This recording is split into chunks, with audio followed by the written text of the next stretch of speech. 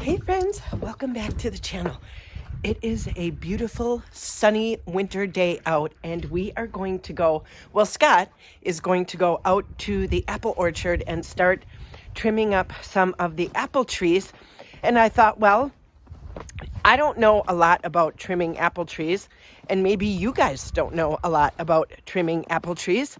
So we are going to go and have him give us like a trimming apple trees 101 lesson.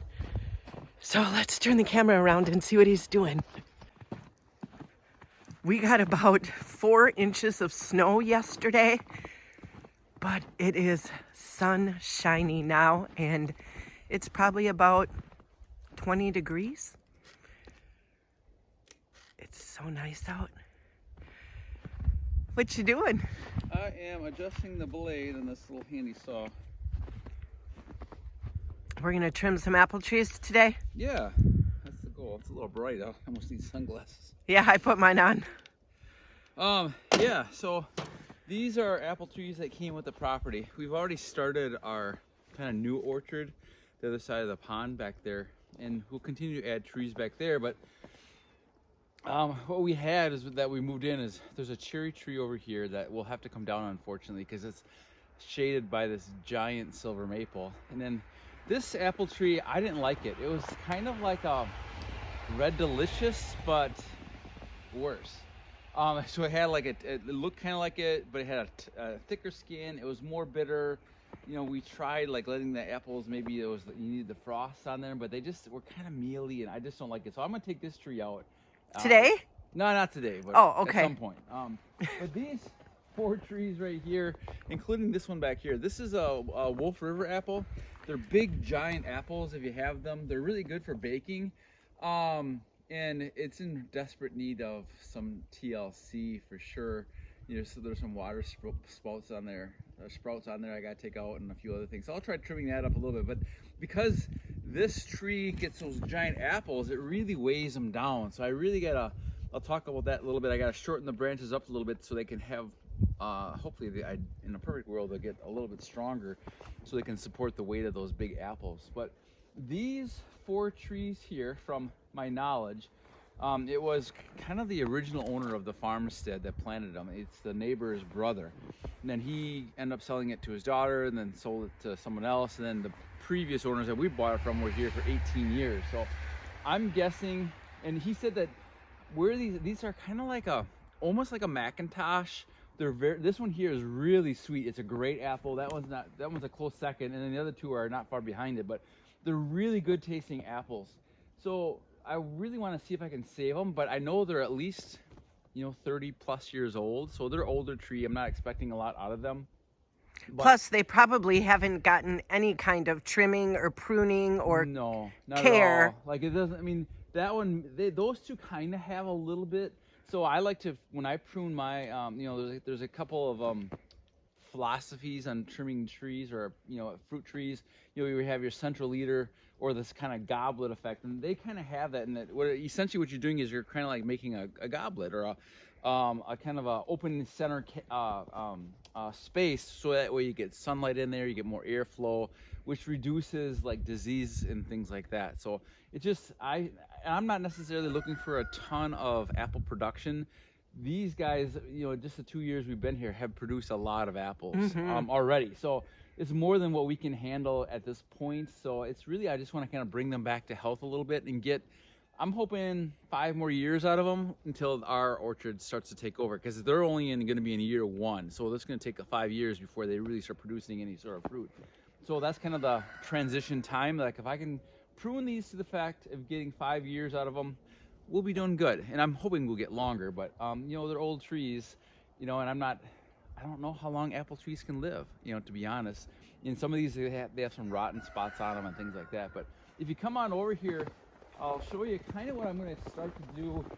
I'm going to try to use the same frame, and I was just kind of taught. I had friends growing up that had apple orchards and stuff, so they just kind of helped. I just kind of helped out wherever I could to prune them, to kind of learn what I do. So I'm by means no expert, but I know enough to get it. And for me, it's like an art. It's like you stand back and you look at it and you try to really make this kind of beautiful looking tree that produces apples. But I know there's a few things that I want to do, like this example here, this big giant branch here that's kind of going up, kind of cutting across the middle there. I want to take him out for sure. So anything that's crossing over another one or impeding like towards the center, I want to take out. So again, so I'm going to try to create that goblet. They do say that, you know, the branching that's more of a 45 is better. You know, but there's a handful of these, like I'll have to make some determinations on those branches over there. I did last summer, I digress a little bit here, but I did last summer try to go through and prune out as much of the dead stuff because it's harder to do in the winter when there's no leaves on there. So I pruned out a lot of that already. I know there's still some in there, but so I don't want to cut limbs. The idea was I don't want to cut limbs or leave limbs that are dead and cut limbs that are alive yet. And then here I'm sitting with a tree that's doing the opposite of what I want. But then there's a lot of thinning. It's just a lot of thinning. And you can see even in here, all these little straight sprigs going up, those all got to come off. Those are water sprouts or spouts, whatever they call them. And essentially, you know, and I'm anticipating I'm gonna probably cut a solid 30% of this tree out of here, which is kind of pushing the limits a little bit, but I'm gonna hack it back a little bit more this winter. And you know, when you have your canopy of your trees, the roots kind of match it. So it's pulling up the water and the nutrients for the amount of branches and leaves that are produced. And when you cut a significant amount of branches off, you're going to be, you know, the roots are, not that they're gonna be confused, but they're still gonna wanna send all that water and the nutrients up to the leaves for photosynthesis, and it's going to create, because they're not there, it's going to want to generate new growth. And how it does it is it puts up all these little sprouts going all the way up there. So I'm anticipating some of that. That'll have to come back in and trim that up later, just because I know what I'm going to be doing and how much I'm going to be hacking these trees apart.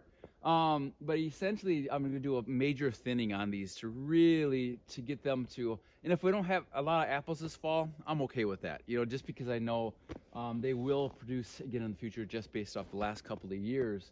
But I'm going to go through and kind of work my way through, and even on these trees here, it's got a really beautiful shape. You know, I love how it looks. It's got a lot of character. It's got a couple of main things, and to be realistic, these branches that are way up there, it's hard to pick those apples up there. Like, so I want to bring it down a little bit, so kind of top off some of those. I'll probably cut like in this main branch here. I don't like that it's cutting up the center because I like that one over the going out the back there. But I might just end up having to take that one out, and you know, so I get more production off those branches back there. Take off one or two of those, or at least top them off to kind of get them to go out. So I'll do some heading cuts, and what those will look like on those is I'll take a branch and I'll say, well, you know, in a couple of years I'm gonna want one of these branches to take off. So what I would do is I'd see that this branch here, so I'd clip it right here on the base of it. So my terminal bud will no longer be the bud that's gonna grow. This guy here will start to take over all your side branching where that cut was. So I can really start to shape it over 3 to 4 years.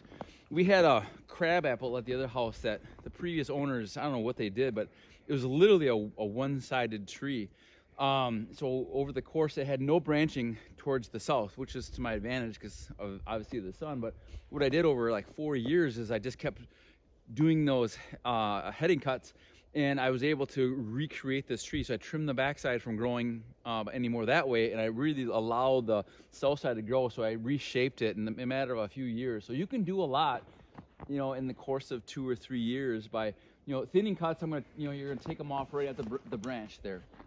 Whereas a heading cut, you'll start to clip some of your branches to kind of get them to grow in a direction. Let's say you have an open spot or something like that, but that takes a couple of years to do that.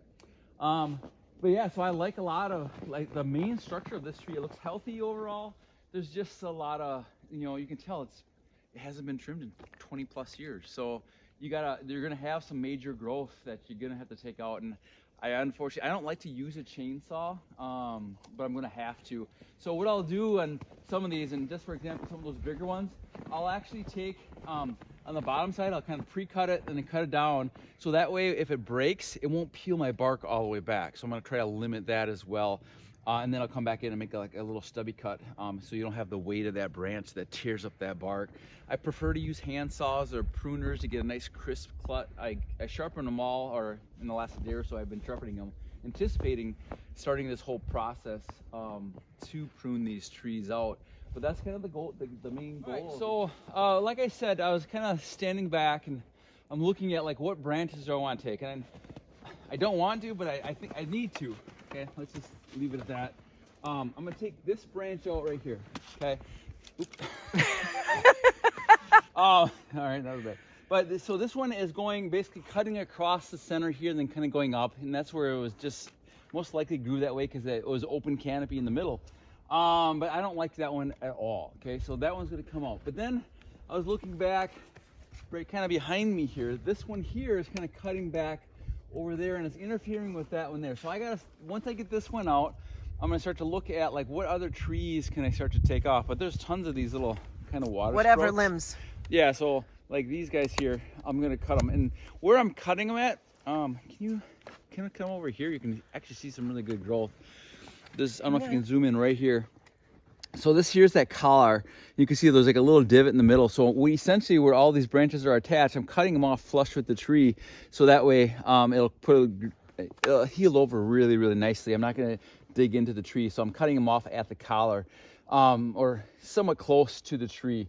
I'm not like trying to like really dig in next to the tree limb itself as I do it. But like all these little guys here can all come down. Oh. So I'll just kind of start to come through, and this was part of that, this stuff here. It's hard to see with the snow.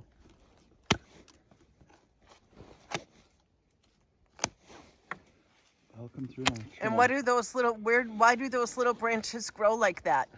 The apple tree in general, any tree in general, but I think more of your fruit trees, they're going to constantly start new branching and things like that as they grow. So a lot of times, if it loses, maybe a limb dies, or in this case, we're going to do some excessive pruning, like I was talking about earlier, is that it wants to generate as much new growth as possible. And these are just like, I used to call them suckers, but they're called water sprouts or sprouts. I always forget that name. But essentially it's just growth on the tree, because essentially the tree needs to go through photosynthesis. So each one of these will have leaves, to generate a food source for the plant itself. So they're gonna constantly, it's always a battle. Like all trees will get them. But when you do some massive cutting or pruning like I'm going to do, you're going to get a significant amount of those that'll generate next summer, just by the nature of the mass amount of leaves or the branches that I'm going to be taking. I'm going to trim up my little branch shorter there now, so they'll have less damage to the tree actually, by cutting that little stump off there. But you'll see how open this is up in there now. So now we're starting to get more of that kind of goblet effect, where as I start to kind of prune this out more and more, you're going to get less and less kind of cross branching and things like that, and you get more airflow and hopefully better overall apple production in the future. All right, so I got that first branch out. So now I was looking at, like, in this area here, I got this branch here that's kind of coming out on the bottom down here, and I got this one here is almost competing with it, as well as it's got a straight up horizontal one.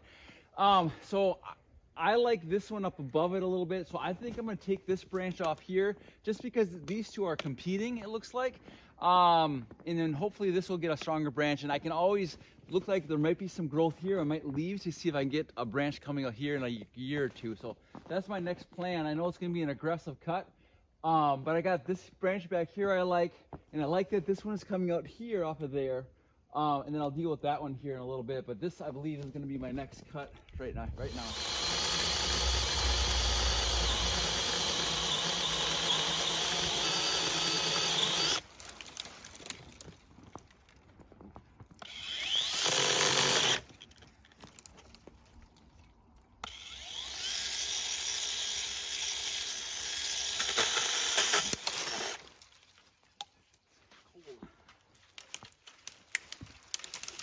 Oh, that's a big branch.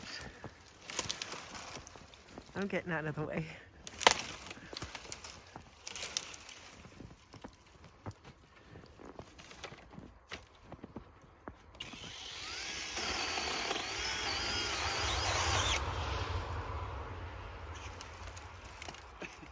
I got my saw in. Oh no. He pinched the blade on the saw, trying to cut that little branch off because it's hung up in the other tree branches so it's not falling.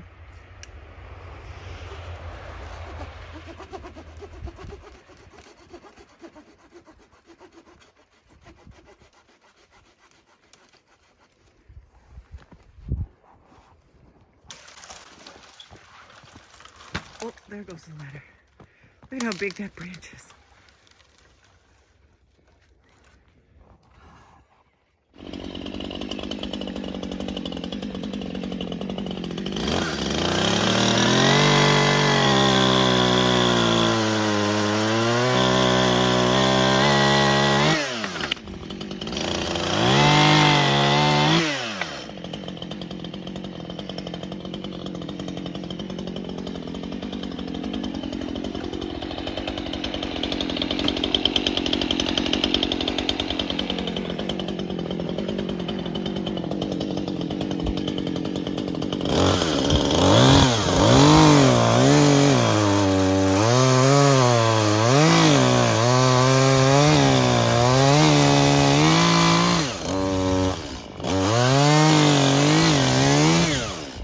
Continue the process here, but essentially again, you can see just by taking those 2 branches out, it's nice and open now.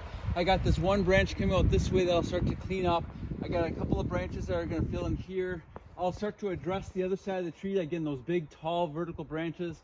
I might go up a ways to cut those off a little bit higher up, but essentially we're just going to try to really thin these out now and make them so there's no crossing branches. We're going to top off some of those big tall branches as well to kind of bring the overall crown down to hopefully get some better apple production. Well, friends, I went in and took a break because I got a little bit chilly, and I left Scott out here trimming trees, and he really went to town on this apple tree. Look at it. Looks amazing. Wow. Yeah, I took out a little bit more than I originally planned, but I feel like it can breathe now, though. yeah, no, there was a lot of dead stuff up in there as I was cutting it, so I had to take it out. So it was actually dead already. So I tried to find the good ones, so that way I'm trying to also plan for the future where some growth that's coming off. I'm hacking off the backside now as well, but yeah, once I get a few more of those bigger branches off the backside, it's gonna really look like 100% different tree. So Yeah, wow. You know, that looks fantastic. Yeah, I'm probably taking off a little bit more.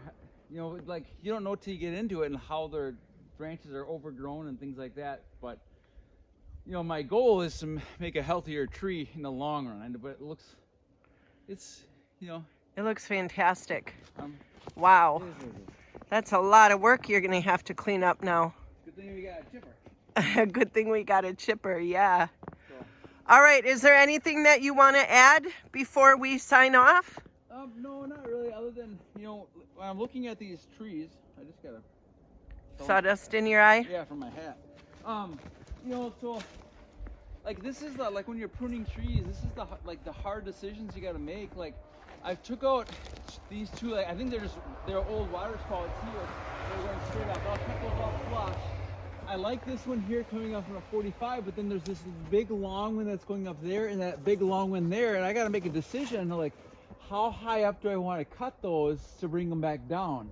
You know, and that's, I don't want to get too aggressive, but I want to get it aggressive enough. I don't like the one coming into the center, so I think I'm going to cut it off there, and I'm going to see if I can find a couple, maybe go up another foot and then hack it off there, and the same thing over there. I'm going to like try to find some good branching that's going to go out.